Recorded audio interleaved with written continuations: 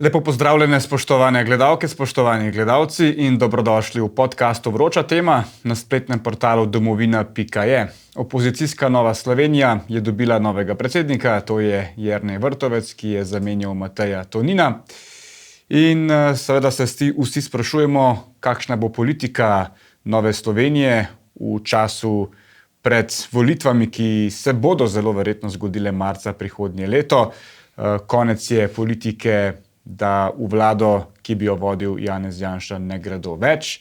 Ali se bodo trenja med obema strankama vendarle nekoliko umirila in kakšen je sicer pogled na prihodnjo, morda desno-sredinsko vlado, ki bi lahko vodila državo na poti iz krize, ki jo je tako ali drugače zakuhal Robert Golob. O tem in še več bomo govorili s prvim slovenskim predsednikom vlade, nekdanjim predsednikom Krščanskih demokratov in seveda tudi dolgoletnim evropskim poslancem, gospodom Lojzetom Peterletom. Lepo pozdravljeni na Domovini. Pozdravljeni. Ja. Začniva pri razpletu volitev v Novi Sloveniji. Jernej Vrtovec je prepričljivo ugnal gospoda Hareja. Mislim, da to ni bilo presenečenje, bil je velik favorit, za njim je stal konec koncev celoten svet stranke in tudi podmladek. Kako pa ste vi videli njegovo zmago?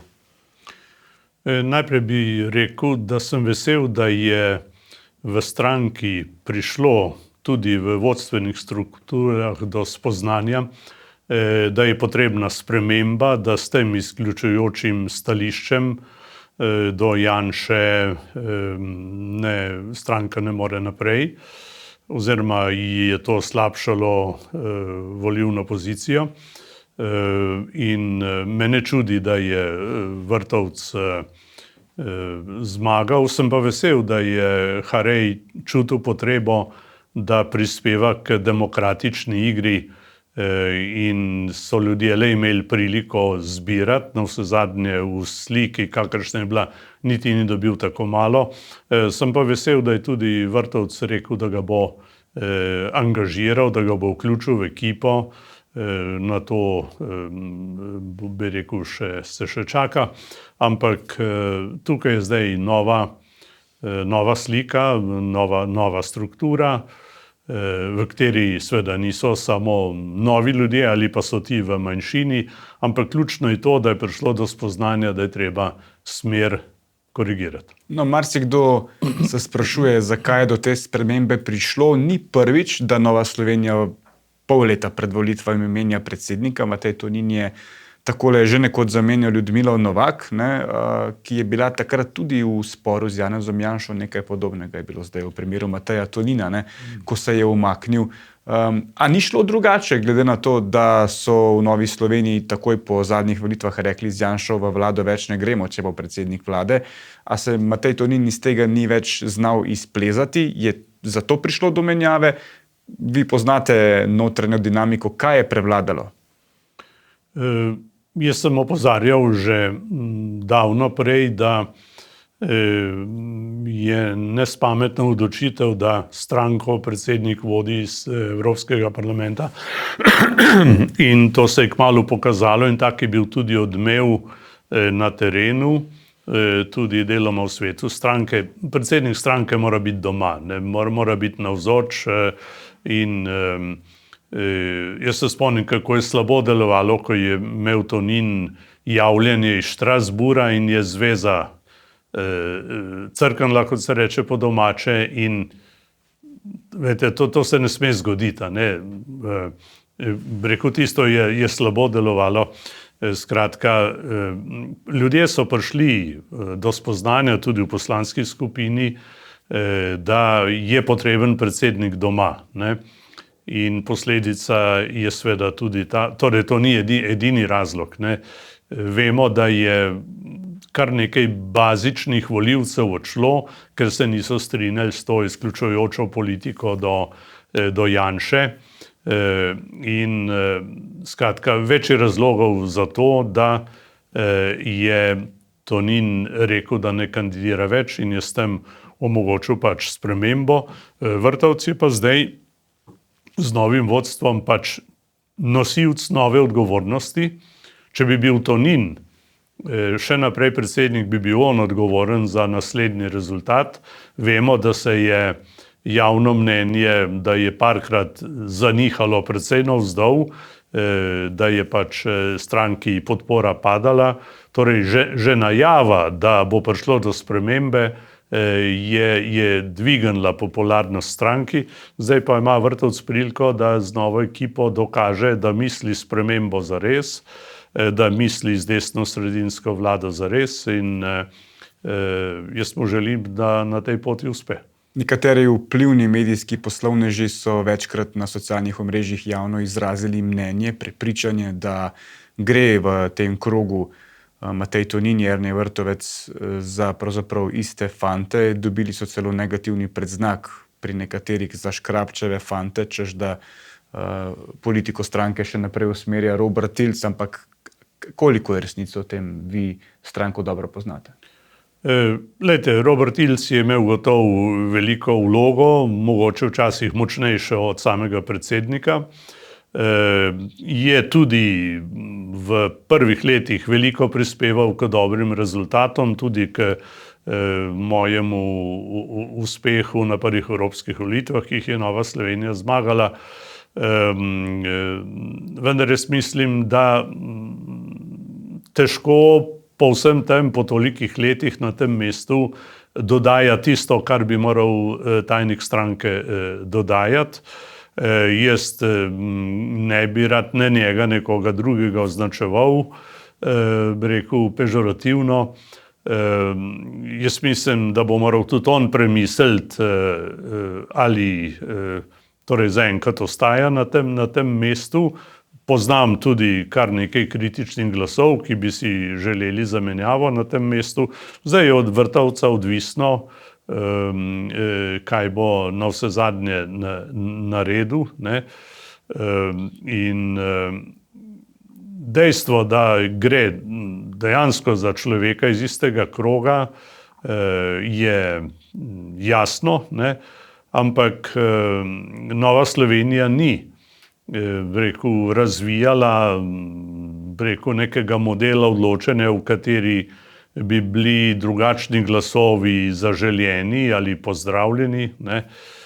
Tako da je na nek način normalno, da je novo ime prišlo iz istega kroga, ampak kot sem rekel, bistveno je zdaj to, kaj misli Vrtovec, če reče, da so potrebne spremembe. In nekatere stvari, ki jih je v javnih medijih že povedal, govorijo za to, da s to spremembo resno misli. Volivci bodo pa ocenili, ali je to res. No, zagotovo je bil velik udarec za stranko vaš izstop. Lani jeseni ste ikona te stranke, prvi slovenski predsednik vlade ste bil. Slišati je bilo namigovanja, da vas vabijo nazaj, da razmišljate o ponovnem vpisu v stranko. Koliko je v tem resnice? Jaz sem govoril z obema kandidatoma, oba sta se name obrnila. Smo se odprto, direktno pogovarjali. Oba sta rekla, da bi bil moj vstop nazaj oziroma vključitev v stranko nazaj zaželjen. To so seveda rekli tudi številni drugi. Tudi ženska zveza, jaz sem rekel, da če statut ne preprečuje članstva moškega v ženski zvezi, bi se z veseljem vključil v žensko zvezo. Tudi zato, ker tam si lahko samo simpatizer, ni nujno, da postaneš član stranke. No, malo za šalo, malo za res. Jaz sem tudi javno povedal, če bo šla stranka v smeri identitete SKD-ja, ki sem ga ob ustanovitvi Nove Slovenije povabil v Novo Slovenijo in večina ljudi je tudi prišla v Novo Slovenijo, sicer ne bi dosegli rezultata na prvih volitvah po 2 mesecih po ustanovitvi takega, kot smo.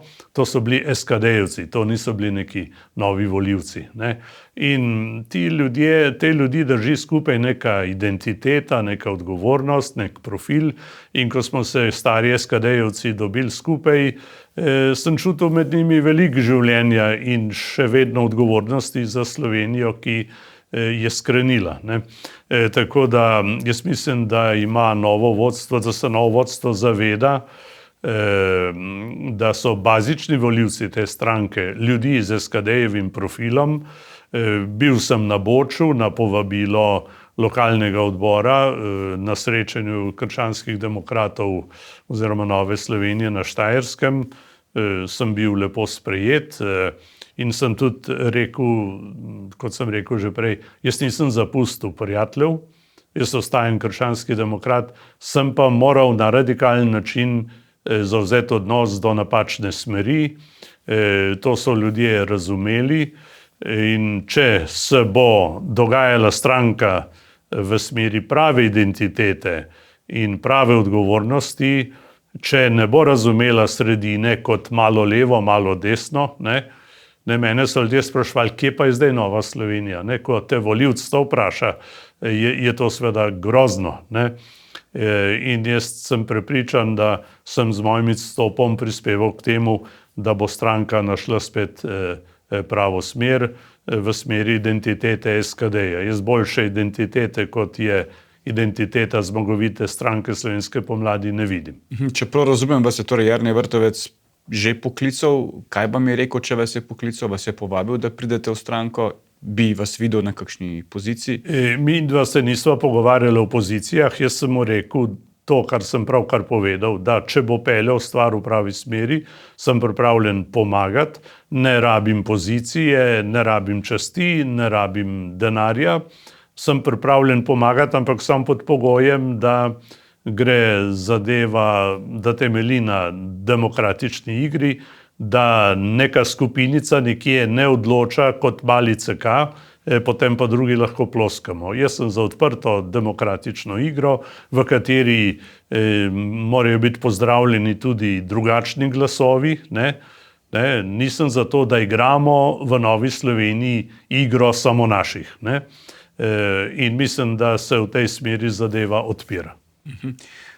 Torej, čeprav razumem, identiteta stranke gre v pravo smer zdaj, ne izpolnjuje pa še pogojev, oziroma boste še malce počakali? Jaz, kot sem rekel, torej, jaz mislim, da samo v tej smeri lahko stranka spet pridobi volivce in če bo šlo v tej smeri, oziroma trudil se bom, da bo šlo v tej smeri, pripravljen sem pa vstopiti v stranko takrat, ko bom imel dovolj zagotovil, da je ta smer zagotovljena. Zdaj Jernej Vrtovec sestavlja svojo ekipo, ta bo bistveno drugačna od Toninove. Janez Cigler Kralj ostaja podpredsednik stranke, recimo v izvršilni odbor pa se vrača še ena bivša predsednica, Ljudmila Novak. Kaj to pomeni za stranko? Ljudmila Novak vendarle je političarka, ki ima izjemno kilometrino, ki bi lahko imela veliko vpliv verjetno tudi na predsednika in nazadnje pri njej pa je tudi močno prisoten anti-Janša sentiment zaradi zgodovinskih sporov med obema voditeljima strank. Torej, če bi ta sentiment ostal, potem bi bil omejen na, mogoče samo na njo v novem izvršilnem odboru. Jaz mislim, da bo ona odgovorno ravnala. Ne bi rad rekel besede se prilagodila, ker ni oseba, ki bi se preveč prilagajala, če tako rečem. Gotovo pa bo sprejela skupno linijo. Izvršilni odbor, kot je zdaj postavljen in v katerem ni Janeza Pogorevca, mislim, da je ena struktura, ki bo peljala razumno operativno politiko. Poglejte, precej se je prejšnje vodstvo NSi ukvarjalo z Janezom Janšo, takoj po volitvah so stopili, lahko rečemo, na stran nekaterih levih strank, da z njim, če bo predsednik vlade, več ne gredo v vlado, ampak na drugi strani smo pa videli, da se je tudi SDS ves čas ukvarjal z Novo Slovenijo. Kako Nova Slovenija s tem, da umili to retoriko do Janeza Janše, ohrani svojo identiteto, kajti jasno pa lahko vidimo, da se tudi SDS ves čas ukvarja s tem, kako bi NSi morala voditi svojo politiko. Ja, NSi je, bi rekel, zelo zanimiv objekt pozornosti z leve in z desne.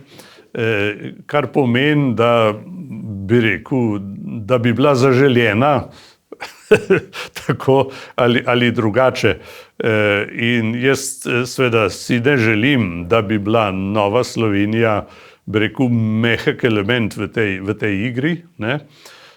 Največ bo prispevala Nova Slovenija k temu, čemur sama pravi desno-sredinska koalicija, k temu, da ukrepi svoj položaj. In tukaj je bil Jernej Vrtovec javno že zelo jasen, je rekel, ukvarjali se bomo sami s seboj, ne. To pomeni, da ne bo došle energije v to alergijo do Janše, ne. In mislim, da je bilo to nespametno, da se toliko energij uporabi za borbo s tistim, s katerim si bil prej 3-krat v isti vladi, ne. In jaz jih nisem nikoli priganjal, da mora v to vlado, tudi nisem bil nikoli v kakšni pogajalski ekipi, ne. Tako da jaz mislim, da s to spremembo se zdaj odpira možnost, da se energije res posvetijo drugim namenom. Razumem, da se je Janša sveda oglasil, če je bil tako rekoč napaden, ne. Jasno, da ga nimam za svetnika, on se obnaša pragmatično, ampak zdaj bistveno je to, da je te igre, ki temelji na nasprotovanju, da je mimo, tako računam, in če bo prišla Nova Slovenija svojo, jaz bi rekel, SKD-jevsko identiteto, ki je različna od Janševe, ki je prišel na ta teren iz ene druge identitete, da ne rečem leve, ne. Potem bo, in je tudi sam rekel, da je dovolj prostora za več identitet, in tako je tudi znotraj Evropske ljudske stranke, ne. Skratka, če bo Slovenija igrala svojo identiteto, je tukaj Janša v osnovi ne bo oviral, če tako rečem, ne. Jaz bi rekel, dajmo vsak svoje odigrati, potem pa stopimo skupaj. Če bi pa to napovedali, kot je to nekoč Demos naredil vnaprej, bi bili pa volivci zelo veseli, ker bi vedeli, kje bo njihov glas pristal. Zaenkrat že dolgo niso vedeli, oziroma mi ljudje pravijo, sem volil desno, pa je moj glas končal na levi, ne. Jaz bi si želel neke jasnosti v situaciji, ki je zdajle zelo zapletena, zelo fluidna, zelo negotova, in ljudje bi radi imeli neko solidno podlago, ljudje bi radi vedeli, kaj bo, če bodo dali glas sem ali tja. Daj pa komentirati še eno razmišljanje dolgoletnega člana Nove Slovenije, ki ima na X-u precej kontroverzne zapise, pa veliko jih je, zdaj mislim, da ga ni več v novem IO-ju, prej pa ga je Matej Tonin vsakič vzel zraven, to je Janez Pogorelec, ne. Njegova teorija je že od nekdaj, ko ga bereš, ne, da je za to, da Nova Slovenija ne naredi preboja, kriv Janez Janša in SDS, zato ker se volivci bojijo, da bo Nova Slovenija svoje glasove odnesla v Janševo vlado, Janše pa da ne marajo in da je zato kompletni desni pol ujetnik Janeza Janše, ne. A se lahko Nova Slovenija kakorkoli izgovarja na svoj rezultat na Janeza Janšo? Glejte, to mislim, da je bila napačna razlaga, ne. Navsezadnje je Janša Novo Slovenijo kot mandatar 3-krat povabil vlado. V zadnji vladi je imela Nova Slovenija tako rekoč 5 ministrov iz svoje kvote na 7 poslancev. Tako izdatno ne bo nikoli več v vladi, če ne bo izrazito popravila rezultata, ne. Tako da meni je žal, da je prišlo že do tega zapleta z Novakovo. Jaz sem rekel, bilo je pravzaprav par metrov med 2 pisarnama 2 predsednikov, pa se nista mogla zmeniti glede arhivskega zakona, ne. Imamo seveda tudi različne značaje in iz tega lahko pridejo tudi nepotrebne besede in zamere, ki v politiki praviloma ne bi smele trajati zelo dolgo, ne. Zdaj, rekel, igramo novo igro in je vsak v tej igri odgovoren, da jo odigra tako, da bo na koncu Slovenija nekaj od tega imela. Da je odneslo Janeza Pogorelca, me ne čudi, ker so ljudje pogruntali, torej on je tako rekoč, ljudje so ga razumeli kot glas nove Slovenije. Ne. On je bil včasih močnejši od Tonina in s svojimi, bi rekel, ostrimi pozicijami je, bi rekel, tudi marsikoga razburjal. Ampak bolj me zanima, ne, kako vi gledate na njegovo teorijo, ne, da volivci ne dajo več glasov Novi Sloveniji, ker se bojijo, da jih bodo odnesli v Janševo vlado. A je po vaše res to problem? Lejte, jaz se s tem sveda ne strinjam. Imamo, Janez Pogorelc moral misliti tudi na tiste volivce, ki pa se bojijo, da Nova Slovenija, ki bi morala deliti vrednote osamosvojitve, ne sodeluje z Janšo. Ne? Lejte, mislim, da je najbolj naravno na tej takoni desni sredini, ob tem, da moram takoj spet reči, Demos ni bil samo desnica. Levica hoče danes zadevo scentrirati na desnico, ampak Pučnikova stranka je bila leva, Plutova stranka je bila leva v smislu evropskih političnih profilov. Ne? Mi smo bili zbirka 6 strank od leve do desne. Ne? Demos torej ni bil samo desnica. Če pa govorimo o desno-sredinski stranki oziroma koaliciji, je pač treba priti ven z jasnimi identitetami. Jaz seveda a priori ne nasprotujem tako ani mešani koaliciji. Navsezadnje je bil Janša v prvi Drnovškovi vladi, SKD pa ni bil. Ne? Skoraj vse Demosove stranke so bile v prvi Drnovškovi vladi, v drugi smo bila pa z Janšem skupaj. Ne? Torej tudi Ivan Oman je rekel, v Sloveniji bo drugače, ko bomo sposobni ene zdrave mešane vlade. Ampak to so bili drugi časi. To so bili drugi časi, ampak še vedno je vprašanje, lejte, nismo prišla do pokopanih danes, ne, ki štrlijo iz slovenske zgodbe po civilizacijski, kulturni in politični plati. Ne. Lejte, ene stvari se bo treba zmeniti, kot nacija, ali bomo imeli mešano koalicijo, ali bomo imeli kakšno drugo koalicijo, tako kot so se znali zmeniti na Finskem. Ne. Neko soglasje bi moralo biti, kaj je treba bistvenega za Slovenijo narediti in morali bi tekmovati po istem programu. Verjetno bom ponovno povedal, kar sem vam že v kakšni drugi oddaji, da bi morali tekmovati na ta način, da bi rekli, mi bomo isto naredili boljše kot oni, ne pa mi bomo podarili tisto, kar so naredili drugi. Ja. Ko govoriva o zdajšnji vladi, ne, kakšen je vaš občutek? Želim, da poveste direktno. Ne. A se vam zdi, da smo že kdaj imeli tako ideološko levo vlado, kot je ta Roberta Goloba? Jaz sem bil 3-krat v vladi. V eni sem bil predsednik, v eni sem bil podpredsednik, v eni sem bil samo minister za zunanje zadeve in mislim, da vem, kdaj vladi gre, kdaj pa ne. Torej, ta vlada ne samo, da jo ideološko vodi najmanjši člen, se pravi Levica, ki nas potiska v smer Čebin in nas dejansko vleče nazaj, ne naprej. Torej, nisem pričakoval, da bo največja stranka, taka ujetnica ideologije najmanjše stranke. Pa je to zato, ker je sama vsebinsko prazna?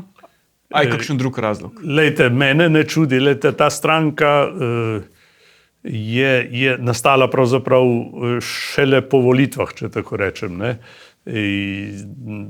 Mislim, da so imeli spoznavni večer šele po volitvah, če se ne motim. Ne?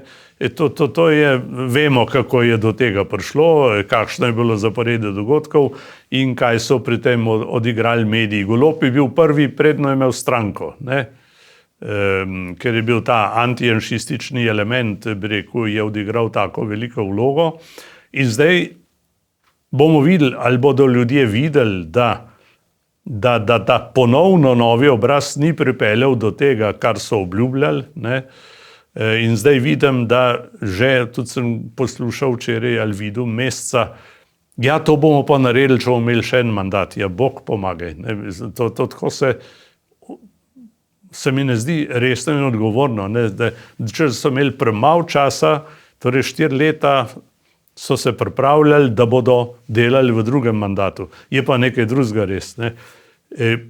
Za to vlado bo treba toliko popravkov, pa ne gre samo za davke, ne? Ki nam odganjajo firme na Hrvaško. Tega še ni bilo. Jaz vem, da bo šlo še nekaj močnih firm na Hrvaško, ne, ker je pač ta davčni primež pri nas prehud in če ti preganjaš podjetnike, ne, potem seveda ne moreš imeti cvetoče države. In jaz ne govorim ideološko, jaz se ne bi želel z ideologijo ukvarjati, ampak ta vlada je obrtniško slaba. Ne. Lejte, dajo zakon not, pa ga dajo ven. Zdaj spet beremo za božičnico, da neke stranke sploh niso prebrali, niso bile informirane o tem. Ne? To je, ne ve levica, kaj dela desnica, je neki slovenski rek. Ne? In tako se ne vodi države. Ne? To lahko z vso resnostjo rečem. In naslednja vlada bo zagazila v močvirje, in bo nepopularna, ker bo morala popravljati zgodbo. In ta vlada bi pa res morala imeti 8 let, če hoče Slovenijo spet spraviti v razvojno dinamično smer. No, ampak če imamo na oblasti 4 leta tako levo usmerjeno vlado, kot je ta, kot ste sami omenili, da v bistvu jo usmerja najbolj njena najmanjša stranka, ne Levica. Kaj je alternativa temu? Ne? Prej ste govorili o zrelosti Slovenije in o mešanih koalicijah, a pa po 4 letih takšne leve vlade potrebujemo mešano koalicijo, bi bila sploh učinkovita, da popravi za to vlado s temi skrajno levimi idejami, ali potrebujemo, lahko rečemo, antistrup, ne? Neko desno vlado zdaj. Torej, gotovo bi bila najboljša rešitev močna desno-sredinska koalicija, z jasno podlago v vrednotah osamosvojitve. Jaz še naprej poudarjam, da smo osamosvojitev naredili za vse. In tista vlada je takrat pokazala, da se da, čeprav smo bili tako različni in v vladi je bilo kar nekaj bivših komunistov, ne, da se da, če je cilj jasen, uspešno delati skupaj. Ta skupaj meni danes manjka. Ta skupaj bi bilo seveda treba najprej doseči znotraj strank, ki se imajo za naslednice osamosvojitvenih strank. In torej, tako kot je to v Nemčiji, bi se želel tudi v Sloveniji, da te ne bi glava bolela, če je vlada mešana. Ampak ta antijanšizem so odigrali tako močno, da na levi strani smo že slišali izjave, da z njim pa ne. Ampak tako je že 15 let. Tako je že 15 let. Ne. Z tega vidika razumem ljudi, ki pravijo, da v času Drnovška smo imeli torej dve ali 3 mešane vlade, ne, in smo preživeli, bi rekel. Ampak Drnovšek ni bil ideolog tipa današnje levice. Ne. On je bil bolj... Njegove politike so bile predvsej bolj liberalne. Je bil bolj pragmatik, liberalen in ni igral ideološke karte, bi rekel, v smislu starega CK-ja. In naj se spomnim tudi v tej priliki, namreč, ko je Drnovšek končal svojo vlogo v Beogradu, je ostal na suhem in jaz sem mu dal sobo v vladni palači, da je imel sploh nekje en urad. Ne. In sem ga vprašal, kako je bilo, ko je on zmagal proti Bulcu, kar je bilo veliko presenečenje. Ne. Je rekel, 1 mesec me s CK-ja ni noben poklical. Ne. To pomeni, da je bil on na nek način prečrtan in to je to on v svoji knjigi tudi sam popisal. Ne. Tako govorimo o dejstvu. In bi rekel, z Drnovškom se je dalo pogovarjati, ker ni bil ideološko usekan, bom rekel. Gospod Peterle, zdaj govorimo o teh mešanih koalicijah, ne, pojavila se je tretja stranka na desni sredini, to so demokrati Anžeta Logarja. Anže Logar je zdaj večkrat v zadnjih dneh javno povedal, da stoji za svojimi besedami, da v samo desno-sredinsko vlado ne gre. Ne. Nova Slovenija in SDS sama vlade sestaviti ne moreta. Ne. Kako si vi razlagate Logarjeve besede? Lejte, ko bo na volilno nedeljo rezultat jasen, bodo tudi izjave malce drugačne. In jaz sem prepričan, da torej, če bo, težko napovedujem zdaj kakšne rezultate, koliko bo dobil Logar ali kdo drug, ampak če bo Janša ohranil status, kot ga ima zdaj v javnem mnenju, ne, bo seveda le imel pač, bom rekel, s tem mandatarski status, a ne, in lažje se je pogovarjati s tistim, ki ima dober rezultat, kot zbirati drobtince s tistimi, ki imajo manjši rezultat. Ne.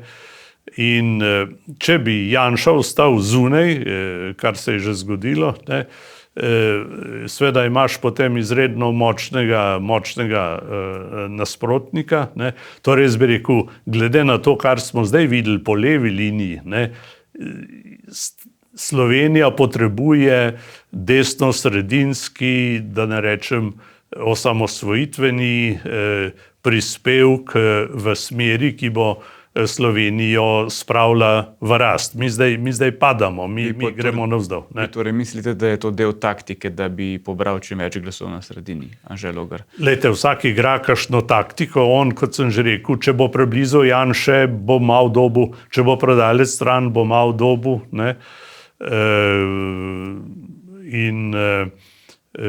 Lahko da bo on, če tako rečem, jeziček na tehtnici, ne, ampak on, ste prej rekli, ste ga citirali, ne, da ne bi šel v vlado, v kateri, ki bila samo desno-sredinska. Tako, on pravi, gradimo politično širino, šli bomo še z nekom z leve. Ne. Kaj pa, če na levi ne bo nobenega, ki bi hotel iti zraven, ne? Da se mora on opredeliti. Ne? Kaj pa, če je on dovolj levi, da bo pomagal desni sredini? Ne?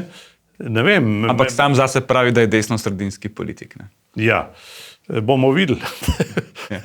Torej, lejte, jaz moram reči, da se jaz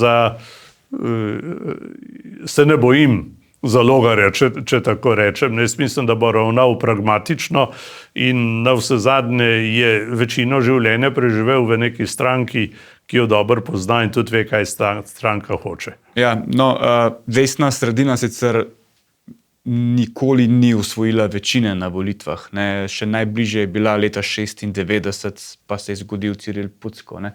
Ja. Pravijo, to je zaradi Janše, ker je tako zdemoniziran. Ne. Če bi se Janša umaknil, bi bilo vse drugače. Ampak tudi preden je bil Janša tako močna figura na desni, ste bil vi v tem položaju, ne? Najmočnejšega liderja desnice in tudi vas v bistvu so mediji demonizirali. Ne? So bile kolumne, ker so vas risali tako in drugače na zelo negativen način. Tudi z vam se je mladina ukvarjala pred Janšo. Bi bilo kaj drugače po odhodu Janše? Lejte, hvala za to vprašanje.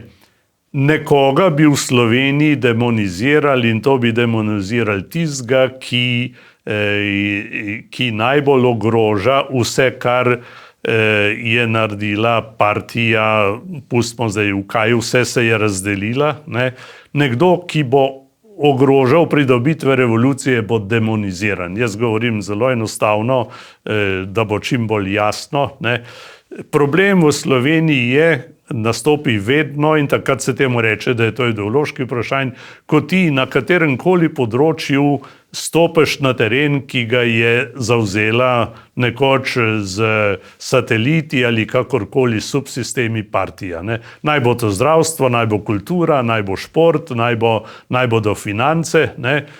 Ko ti trčiš na moč, na oblast, ki so jo držali toliko in toliko časa, potem te je treba napasti, te je treba umazati. Mene so ves čas slikali na križu ali v kapelci in tako naprej. Rekel, pri meni so te sovražne slike, ki smo jih gledali 45 let, so so prijemale, ampak gledajte, kljub temu je... Mlade generacije se ne spomnijo, da pred Janšo ste bil pa vi tisti na tapeti na desni. Ja, jaz sem recimo, ko je bila tale, ko se reče, izbirali so najbolj, mislim, da je to radio delal, najbolj popularno in najbolj črno osebo. Ne? Jaz sem zmagal v obeh kategorijah. Ne? Bil sem najbolj popularen politik takrat in najbolj osovražen. Zato so mi dali samo eno sliko, so prišparali, drugače bi morali dati dve. Ne? Imam tisto sliko še zdaj doma. Ne? Eden bo, ne? Eno stranko bodo delali za klerikalno, ne glede na to, rekel, kakšen bo njen program, ker to prijemlje, pri nas prijemljajo pač stare slike, ki smo jih, oziroma eni pravi temu oprani možgani. Danes mladi volivci ne vedo, kaj je klerikalizem, tudi še kaj drugega ne vedo, ampak delujejo ti stari polarizacijski elementi. Pri nas deluje že to, če ti rečejo desna, si že 10 pik zgubil, ker so pol stoletja črnili desno. Ne? In jaz se pol borim s takimi stvarmi. Lejte, ko pridemo do te debate, jaz sprašam ljudi, ker pri nas štejejo Hitlerja in Mussolinija na desno. Ne? Grda desnica. Ne? Pa vprašam, kako se je imenovala Hitlerjeva stranka. Nacionalsocialistische Deutsche Arbeiterpartei. Se pravi, nacionalsocialistična delavska stranka. In Milan Komar je lepo popisal, kako sta Hitler in Mussolini študirala Marxa in Engelsa. To je levičarsko totalitarno izhodišče. In pri nas farbajo, da... Prenesla številne vzorce iz komunizma. Da je to desnica. Tako da mi bomo morali marsikaj očistiti, da bomo govorili z normalnimi kategorijami. Kdo je danes konzervativc v Sloveniji? Ja, naslednice partije, ki imajo kapital in držijo pozicije. Oni konzervirajo staro Slovenijo. A vas je presenetilo, na kakšen način so se lotili mediji, tudi nevladne organizacije, recimo konkretno Inštitut 8. marec, Jerneja Vrtovca, in ga takoj porinili v isti predal z Janšo, v bistvu kar ostri napadi v bistvu na Vrtovca. Lejte, to se bo nadaljevalo, torej, kot sem prej rekel... So začutili grožnjo, zakaj mislite? Stranka, torej vsak glas bo pomemben, tudi glas zaenkrat relativno šibka SLS, rekel, to bo huda borba, in mene ne čudi, da kdorkoli bi vodil Novo Slovenijo, in ne bi, da ne rečem, levičarsko napadal Janše, bo prečrtan, bo napaden, ker bo borba za vsak procent. In tukaj moram reči, da se Vrtovec dobro drži in lejte, ti napadi so povsem razumljivi. Očitno igra, da bi bila Nova Slovenija kar a priori na drugi strani odpade, in to je seveda glede na njeno naravo tudi prav. Nova Slovenija oziroma predhodnica SKD je bila nosilka kulturnega dialoga, političnega dialoga, in dialog potrebujemo. Sem prepričan, da bo Nova Slovenija dialoška, ne bo pa kolaborantska v starem duhu. No, sej, zdi se, da je Nova Slovenija kaznovana z vidika medijskega udara, ki ga je deležna. Ta prihaja od medijev blizu kabineta predsednika vlade. Afera o financiranju Inštituta evangelista Janeza Kreka, obvodnem financiranju stranke. Ti očitki so seveda zdaj našli svojo pot tudi v vse ostale mainstream medije, po drugi strani več poslancev Nove Slovenije kazensko ovadenih, zato ker ne bi zlorabili svojo pozicijo v KNOVS-u. Kaj se tukaj dogaja po vaše? Poskus, da bi ukrotili Novo Slovenijo? Mislim, da je tudi predsednik vlade kazensko ovaden. Če se ne motim, po neki liniji. Kako ste videli te afere, ki so tukaj izbruhnile?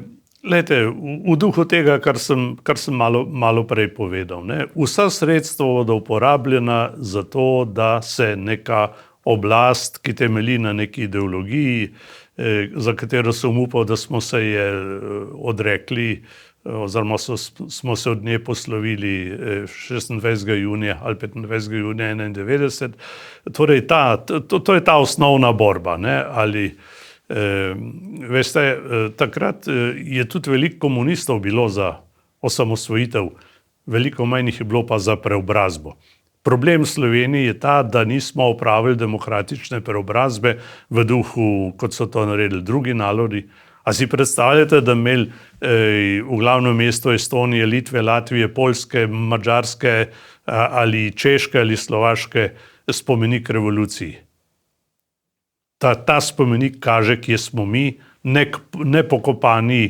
nepokopane žrtve revolucije, še bolj kažejo, kje smo mi. Ne? Mi se nismo poslovili od teh časov. Ne? In kdor se temu vprašanju izogiba, ne vidi realnosti. In jaz bi si želel, da dobimo koalicijo, ki se bo na kulturen način poslovila od tega, kar sem rekel, sem upal, da smo se že junija 1991, ampak se očitno nismo. In zdaj slišim, da bodo še vozili nazaj kipe iz Pivke na Brdo in v Poljče. Tako, mislim, partizanska simbolika. Nas vračajo nazaj. Nas pri tej vladi ne vodijo vrednote osamosvojitve, ampak vrednote časa, za katerega je celo Kučan rekel, da je imel druge simbole. Kaj pričakujete v tej predvolilni tekmi? Svoboda je imela kongres prejšnji teden, Robert Golob, edini kandidat, je spet predsednik, ampak že sam prihod v dvorano skupaj s svojo novo soprogo Tino Gaber Golob po notah Bela čao, Bela čao. Lejte, šov ima zmeraj neko vlogo v politiki, ampak tudi Svoboda se morala odločiti, kako bo razumela ampak Svoboda. revolucionarne note, ne? Kaj Svoboda sporoča s tem? Sveda je to revolucionarna nota. Ne? Mi se moramo kot nacija zmeniti, kaj nam bo svoboda pomenila. Po letu 1945 nismo dobili svobode, smo se rešili dveh okupatorjev, tudi s pomočjo partizanov, med katerimi so bili narodnjaki in so bili revolucionarji. Ne? In tega mi ne razločujemo še vedno. Ne? Nismo dobili svobode, dobili smo nov totalitarizem, ki je trajal dlje kot fašizem in nacizem. Ja. In enkrat se bo treba spraviti za resnico v tistem času in te vrednote, ki so razdelile Slovenijo, ne morajo zamenjati vrednoto osamosvojitve, ki smo jo naredili skupaj. Ampak kaj je to sporočilo, da v bistvu stavijo zdaj na levi še na večjo polarizacijo naroda, da še bolj zaostrujejo retoriko v slovenskem političnem prostoru s takšnimi koračnicami? Levica komunističnega navdiha povsod po svetu dela na polarizaciji, ker dela na konceptu sovražnika. Oni pokažejo na sovražnika oziroma ga definirajo in potem se s tem legitimirajo, da ga tepejo, če temu tako rečem. Ne? In bistveno, in kar česar se premalo zavedamo, je to, da smo se z osamosvojitvijo vsaj za nekaj časa odpovedali konceptu sovražnika. Koncept sovražnika pomeni, da hoče nekdo narediti boljši svet tako, da eliminira, likvidira, odstrani tistega, ki misli drugače. To smo že doživeli, pa ni šlo. Na celem območju Jugoslavije to ni šlo, tudi kje drugje ni šlo. Ne?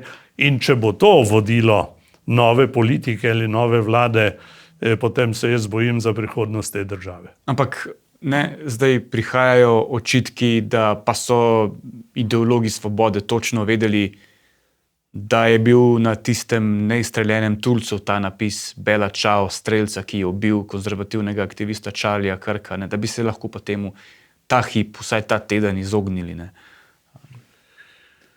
Ja, lejte, so politične sile, ki delajo izrazito na moči in so politične sile, ki delajo bolj na kulturi. Jaz bi si želel, da bi Slovenija dala prednost kulturi in da bi bila moč v službi kulture. Ne? Če pa je kultura v službi moči, potem imamo hudo situacijo oziroma pridemo v težave. In to, kar se je zgodilo v Ameriki, je, lejte, to je zbudilo ves svet. Ne? To je tle spet govorila sila. Ne? Boljše bo, če take in take odstranimo, ne? Bi rekel, so sporočili. Ne?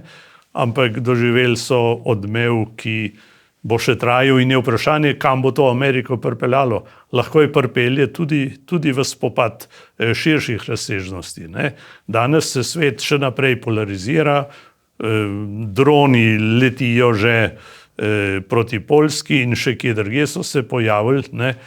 In mene jezi, da v tej situaciji mi ne čutimo kot nacija potrebe, da bi stopili skupaj in se zmenili, kaj je potrebno, da taki, kot smo različni, vendar najdemo neka sožitna skupna stališča, s katerimi bomo lahko živeli naprej. Jaz bi si želel, da bi te volitve, da bi volivce pri teh volitvah tudi to vprašanje prebujalo za prave odločitve. A vas skrbi, da bi na dolgi rok, glede na zaostrovanje političnega diskurza v Sloveniji, lahko tudi pri nas pripeljalo na koncu do tragičnih dogodkov? Ali še mene to že dolgo skrbi. Odkar poslušam enkratni stavek, še premalo smo jih, in zaradi katerega ni še nihče, čeprav je to javno izrekel, doživel posledic po sodni plati, to pomeni, da je, jaz bi rekel, lov odprt. Če nihče ne preganja stavka, oziroma tistih, ki izrekajo ali pišejo, še premalo smo jih, ne, pomeni, da smo ostali v revolucionarnem duhu. Ne. In tega, bi rekel, odgovora na to zaenkrat ni. Spomnimo se, da so tulili ubite Janšo in tako naprej, pa tudi to ni bilo označeno za vprašljivo zadeva, kot vprašljiva zadeva. Ne. Ne moramo pa bežati, da se že ni nekaj nikoč pri nas zgodilo. Spomnimo se umora Krambergerja. Ne, sicer dolgo nazaj, ampak tudi pri nas smo že videli atentate, ne, politične. Ja, to smo že videli in jaz seveda tistega umora ne morem videti drugače kot s političnim motivom. Ne. To ni bilo v čast Sloveniji. Tako da ste me vprašali, če me skrbi. Moram reči, da me skrbi, tega ne rečem prvič, ker imamo na delu sile, ki dejansko, bi rekel, izhajajo iz koncepta sovražnika, kot sem rekel prej. Ne. Od tega bi se morali posloviti, zaživeti v eni sproščeni različnosti, sproščeni medsebojnosti. Večkrat sem že rekel, različnost je dodana vrednost, polarizacija pa nas ustavlja in polarizacijo bi morali ustaviti. Ja. In kot sva že večkrat povedala, zadnjo besedo bodo imeli volivci, ne, prihodnjo pomlad. Gospod Lojze Peterle, hvala, ker ste bili naš gost na Domovini. Hvala za povabilo. Vam pa, spoštovane gledalke, spoštovani gledalci, hvala za pozornost. To je bila vroča tema na spletnem portalu domovina.je. Glejte nas še naprej.